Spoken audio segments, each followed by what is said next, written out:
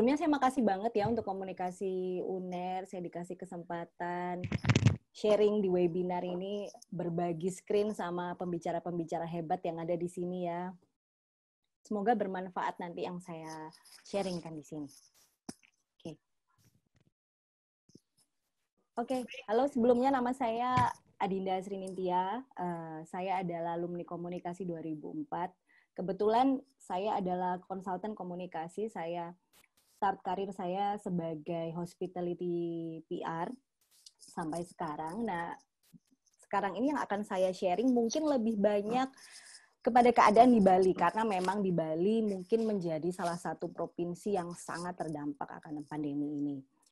Di awal pandemi, di awal Januari sampai Maret, kami para konsultan komunikasi di sini atau para PR hospitality memang terdampak sekali ya, karena beberapa dari kami langsung menutup usahanya. Apalagi saya di sini menghandle hotel di bintang 3 dan villa-villa kecil gitu. Jadi apalagi mereka dengan modal yang tidak terlalu besar, kemudian resesi, hampir tidak ada wisatawan mancanegara waktu itu pasti sangat terdampak.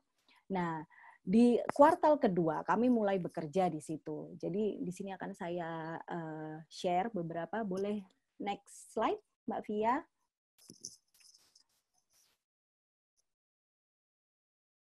Oke. Jadi di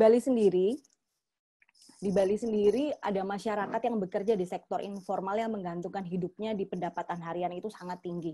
Nah, dan karena pandemi ini ada 75,76% istilahnya pekerja yang terdampak.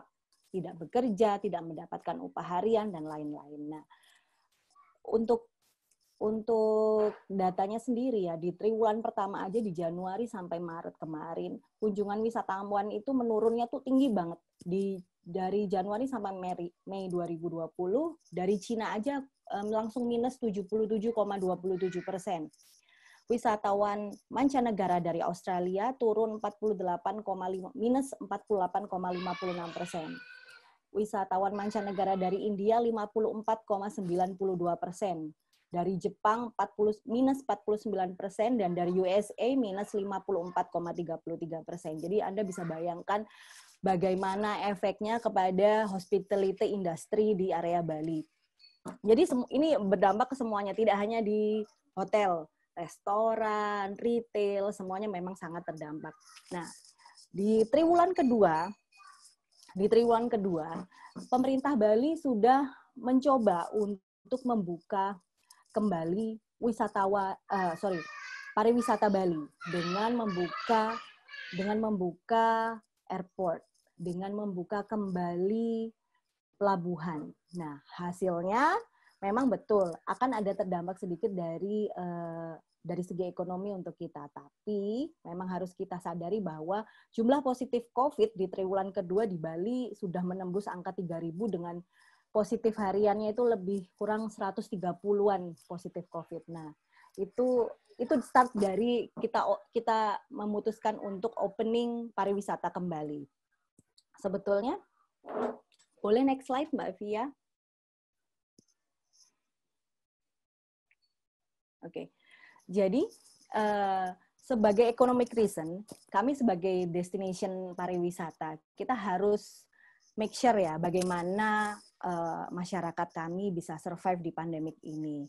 Tapi sebagai pemerintahan juga harus menyadari bahwa kita harus melindungi warga Bali sendiri, apalagi dengan kenaikan COVID yang sangat tinggi di area triwulan kedua.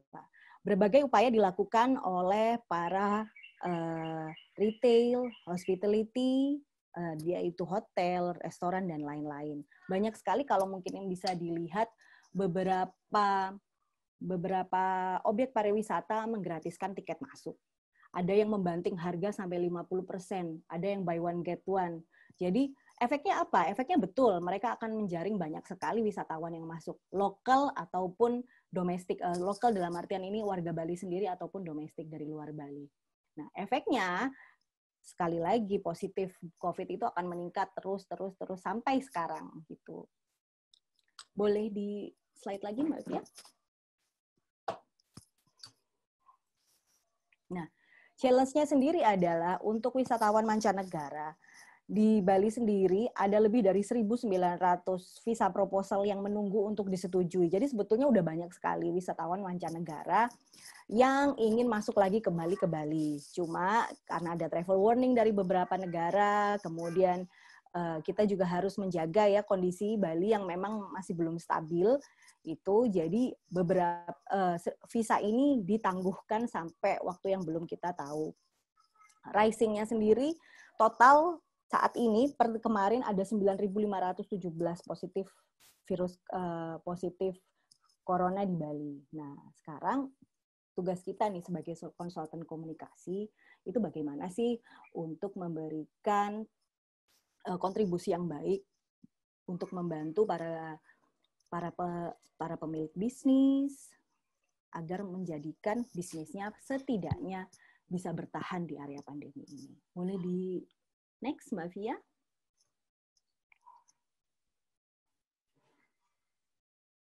Boleh next slide, Mbak Fia? Oke. Sebetulnya sekarang ini yang perlu kita lakukan sebagai konsultan komunikasi dan sudah banyak dilakukan ya oleh beberapa konsultan komunikasi ataupun para communicator, yaitu create, maintain, deliver good story from Bali to the world. Jadi bagaimanakah create atau maintain atau deliver good story? Jadi mungkin banyak yang melihat perkembangan advertising, apalagi di hospitality industry di Instagram mungkin ya. Kami banyak sekali memproduksi iklan-iklan PR. Jadi iklan PR itu yang bagaimana? Jadi iklan-iklan yang membentuk image yang baik bagaimana? Kami saya khususnya sebagai konsultan komunikasi membentuk seperti misalkan pengaplikasian protokol kesehatan di lingkungan hotel. Jadi beberapa hotel, apalagi yang 3-star ya, kami force, walaupun mereka dananya tidak setinggi mereka yang 5-star, kami force untuk menyediakan rapid test, kemudian mendisinfektan semua kamar sebelum dimasuki oleh para tamu, menggunakan HEPA filter sebelum tamu masuk, jadi semua pekerjaannya menggunakan masker, pekerjanya juga rajin di rapid atau di swab 1 bulan sekali. Jadi kami waktu itu kondisi yang kami lakukan adalah kami membuat video. Jadi kami deliver message, kami deliver story bahwa betul kami memang terdampak oleh pandemi ini, tapi kami melakukan sesuatu gitu loh. Kami tetap menjaga Anda sebagai para tamu yang akan stay di hotel kami safe ketika berada di hotel kami. Nah, kemudian apakah teknik ini bisa menjaring konsumen lagi, apakah bisa menjaring tamu yang lebih banyak, terutama di hotel ya, untuk di area hotel, di hospitality industry. Jadi sejauh ini kami cukup puas kami menjaring well-known guest. Jadi mereka yang sadar akan protokol kesehatan, gitu loh. Jadi mereka menyadari bahwa ada harga yang harus dibayar mungkin lebih tinggi, gitu. Tapi mereka akan aman di area kami karena kamarnya terdisinfektasi dengan baik, terus kemudian pegawai-pegawainya juga aman karena setiap hari dicek suhu, kemudian mereka rajin di swab. Nah, kemudian kami juga banyak sih memang, kalau misalkan banting harga ya memang semua pasti akan mengalami seperti itu. Untuk restoran yang di area Sanur yang biasanya kita makan atau minum di harga 40.000, 50.000, sekarang semuanya 10 ribuan semua. Itu memang cukup kaget ya kalau buat kita. Hanya 10 ribuan semuanya banting harga. Untuk pizza yang biasanya kita bisa makan di harga 70, 80 ribu, mereka semua banting harga di harga 20 ribu. Itu untuk restoran. Untuk hotel sendiri juga kami memang begitu. Kami memberikan paket-paket yang murah, longer stay, cheaper pay. Jadi mereka stay untuk beberapa waktu yang lama, mereka mendapatkan harga yang lebih murah. Kemudian kami juga bekerja sama dengan hospitality e-commerce platform yang local basic.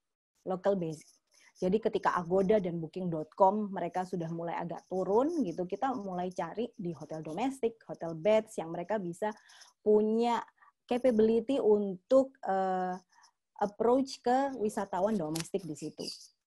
Nah, jadi untuk si untuk si hotel domestik sendiri lumayan banget. Jadi istilahnya kita tidak underestimate para wisatawan lokal yang lokal Bali gitu loh, agar mereka mampu istilahnya menghabiskan akhir pekannya di hotel di area Bali. Nah, kemudian di sini kami juga bekerja dengan Kementerian Pariwisata dan Ekonomi Kreatif. Mereka bikin program namanya We Love Bali program. Jadi di sini programnya itu ada 4.400 social media user yang diundang ke Bali di periode Oktober sampai November ini. Nah, di situ jadi untuk program We Love Bali ini cost-nya sampai 20 miliar. Jadi Kementerian Pariwisata itu menyediakan budget sampai 20 miliar. Mereka sounding ke beberapa hotel di area Bali, baik dari 5 star, villa, 3 star, semuanya. Semuanya istilahnya kebagian untuk ini.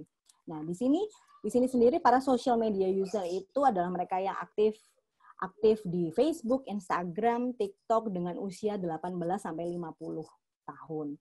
Nah, tujuannya untuk apa? Sebetulnya kalau misalkan ya itu kembali lagi kepada create, maintain, and deliver good story. Di sini pemerintah bersama kami juga berusaha untuk memberikan story yang baik bahwa di Bali kondisinya ini sudah aman ketika Anda memutuskan untuk berwisata ke sini. Cuma di sini seperti ya sebetulnya kalau teknik marketing sini seperti ini sih seperti menebar umpan ya, entah mana yang akan terjaring, kan kita hanya berusaha gitu loh.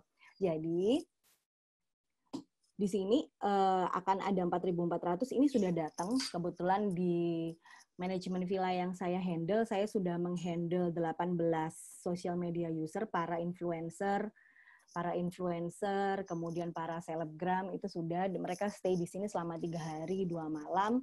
Di situ kami akan menampilkan istilahnya visualisasi bahwa bagaimana kami menjaga protokol kesehatan di sini, bagaimana kami selalu rutin melakukan rapid dan swab gitu. Jadi istilahnya kami membentuk image positif bahwa kondisi di Bali sudah aman untuk mereka yang memiliki keputusan untuk berwisata ke Bali begitu. Oke, sementara dari saya cuma itu aja. Mungkin nanti akan ada pertanyaan yang lain berkenaan dengan kondisi di Bali saat ini, apalagi Bali ya adalah provinsi terdampak pertama terutamanya dari segi ekonomi karena pandemi ini.